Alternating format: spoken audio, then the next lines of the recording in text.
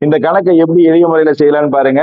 ஒரு குறிப்பிட்ட தொகை, அதாவது 625 அப்படின்ற அந்த ஒரு அசலானது 900 அதாவது இந்த மொத்த அமௌண்ட் வந்து எவ்வளவு மாறுது, 625ங்கிற அசல் வந்து கூட்டு வட்டி மூலம் 900 மாறுது 2 ஆண்டுகள்ல. அப்படின்னா வட்டி விதம் என்னன்னு கேட்டிருக்கிறாங்க.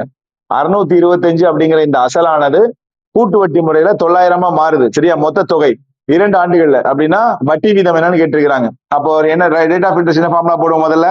இதோட ஸ்கொயர் பார்ப்போம் இல்லையா? இது 25 625 இல்லையா? இது 30 சார் 900 இல்லையா? இது ரெண்டுக்கும் காமன் டிஃபரன்ஸ் என்ன? 5. இதான் ஃபர்ஸ்ட் நம்பர், மறந்துடக்கூடாது. அப்ப rate of interest equal to common difference divided by first number into 100 இல்லையா? 125 25 425 சார் 100. அப்ப ரேட் ஆஃப் இன்ட்ரெஸ்ட் எவ்வளவு? 5 4 சார் 20%. கணக்குகளை எளிய முறையில செய்யணும்னா மறக்காம நம்ம சேனலை சப்ஸ்கிரைப் பண்ணிக்கோங்க. பெல் ஐக்கான பிரஸ் பண்ண மறந்துடாதீங்க. உங்க நண்பர்களுக்கும் ஷேர் பண்ணுங்க, அவங்களுக்கும் பயனுள்ளதாக அமையும். நன்றி.